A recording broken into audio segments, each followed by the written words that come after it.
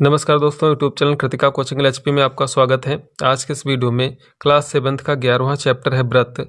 और इस चैप्टर में आपको कुछ मुख्य पॉइंट दिए हैं जो कि पढ़ने हैं। पहला है कि व्रत के निम्नलिखित प्रगुणों का प्रायोगिक सत्यापन।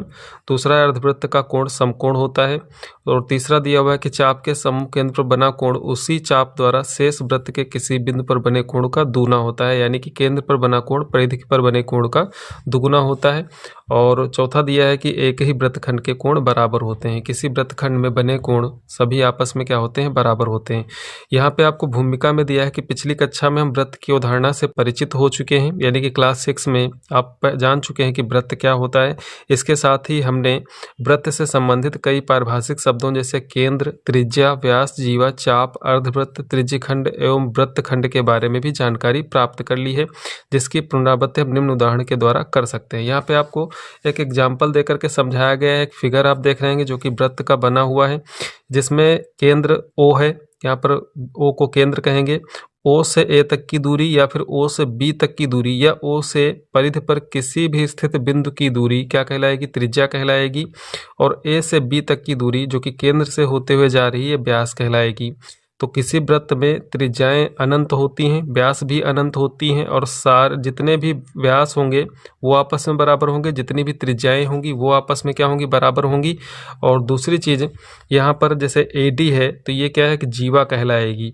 और बिंदु ई है अंतः क्षेत्र में स्थित बिंदु है, और बिंदु सी वृत्त की परिधि पर स्थित बिंदु है, तो वृत्त पर स्थित बिंदु भी कहलाएगा।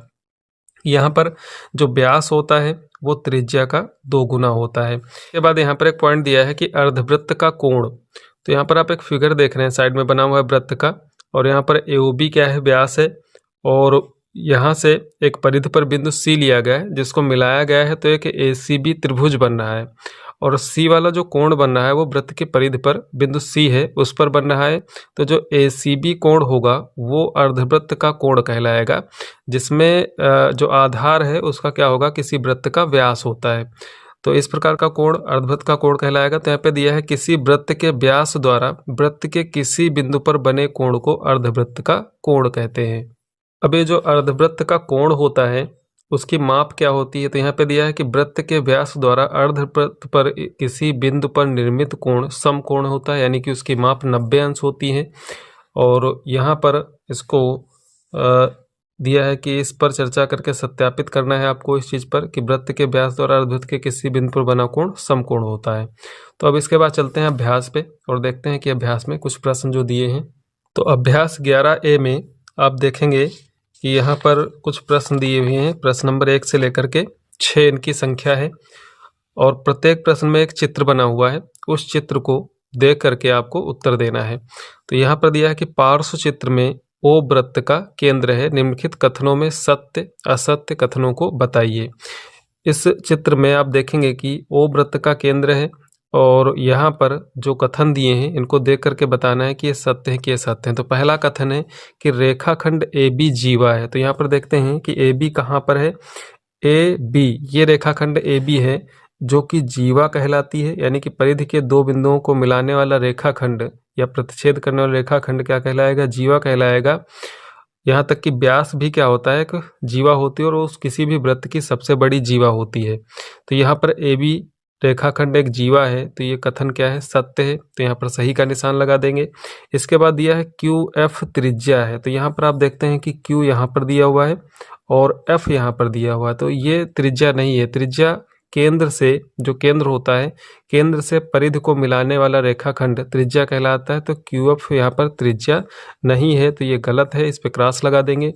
ओडी त्रिज्या है, यहाँ पे ओडी, तो यहाँ पर देखें केंद्र ओ है और परिधि पर बिंदु डी है, तो ओ से डी तक की दूरी क्या कहलाएगी, त्रिज्या कहलाएगी। इसका मतलब ये कथन सत्य है। पीसी जीवा है, यहाँ पर आप देखेंगे कि बिंदु पी यहाँ पर है और सी यहाँ पर है, तो पीसी भी जीवा नहीं है। जीवा कौन सी है, ए बी और ई एफ जीवाएं हैं, तो पीसी जीवा नहीं है, इसलिए क्रॉस लगा देंगे। यहाँ पे प्रश्न नंबर 2 पूछ रहा है कि अर्धवृत्त में बने कोण की माप होती है। तो अभी आपने पीछे सीखा कि जो अर्धवृत्त में बना कोण होता है वो समकोण होता है, और समकोण का जो अंश माप रूप होता है वो 90 अंश करके उसको लिखते हैं। इसके बाद क्वेश्चन नंबर 3 है कि आकृति 11.5 के अनुसार अपनी अभ्यास पुस्तिका पर एक आकृति खींचकर उसके दीर्घ वृत्तखंड को छायांकित कीजिए। तो यहाँ पर एक चित्र बना हुआ है जिसमें देखते हैं कि एक जीवा खींची गई है AB। यहाँ पर आपको दीर्घ वृत्तखंड को छायांकित करना है, यानी कि प्रश्न आपसे ये जानना चाहता है कि आप वृत्तखंड पहचानते हैं कि नहीं, कि दीर्घ वृत्तखंड और लघु वृत्तखंड इनको पहचानते हैं कि नहीं। तो यहाँ पर किसी वृत्त में जब एक जीवा खींच दी जाती है तो वृत्त 2 भागों में डिवाइड हो जाता है। अगर वह जीवा व्यास होती है यानी कि केंद्र से होकर के जाती है तो वृत्त 2 बराबर भागों में डिवाइड हो जाता है, जिनको क्या कहते हैं, हम अर्धवृत्त कहते हैं। और यदि जीवा व्यास से होकर के नहीं जा रही है तो वृत्त 2 छोटे बड़े भागों में भी डिवाइड होगा। तो बड़े वाले हिस्से को हम दीर्घ वृत्तखंड कहते हैं और छोटे वाले हिस्से को हम लघु वृत्तखंड कहते हैं। तो यहाँ पर हमको दीर्घ वृत्तखंड को छायांकित करना है। तो दीर्घ वृत्तखंड यहाँ पर ऊपर वाला हिस्सा है, यानी कि इसको आपको छायांकित कर देना है। प्रश्न नंबर 4 है कि आकृति 11.6 में वृत्त का केंद्र O है। आकृति में निर्मित किन्हीं 2 त्रिज्यखंडों के नाम लिखिए। तो यहाँ पर आप देख रहे हैं कि आकृति बनी हुई है, इसमें AOC एक व्यास है, O से B तक की एक त्रिज्या है। तो जो त्रिज्यखंड है उनके नाम लिखने हैं। तो त्रिज्यखंड आप जानते हैं कि दोनों तरफ से घिरी त्रिज्याओं से आकृति को क्या कहते हैं, त्रिज्यखंड कहते हैं। तो यहाँ पर आप देखें कि एक OA त्रिज्या और एक OB त्रिज्या, तो ये वाली आकृति और चाप यहाँ पर क्या है, AB है। तो ये जो आकृति है ये एक त्रिज्यखंड कहलाएगी। इसी प्रकार यहाँ पर OC और OB त्रिज्या है और BC क्या है, चाप है। तो ये आकृति भी क्या कहलाएगी, त्रिज्यखंड कहलाएगी। तो यहाँ पर जो त्रिज्यखंडों के नाम लिखने हैं, त्रिज्यखंड हो जाएगा OAB और OBC, इसको नाम दे दीजिए OAB और OBC। तो यहाँ पर जो त्रिज्यखंड का नाम हो जाएगा वो हो जाएगा AOB और BOC। तो त्रिज्यखंड का नाम आपको लिखना है त्रिज्यखंड AOB, त्रिज्यखंड BOC। क्वेश्चन नंबर 5 दिया है कि 2.5 सेंटीमीटर त्रिज्या का एक वृत्त खींचिए जिसका केंद्र O है। इस वृत्त को 2 अर्धवृत्तों में विभक्त कीजिए।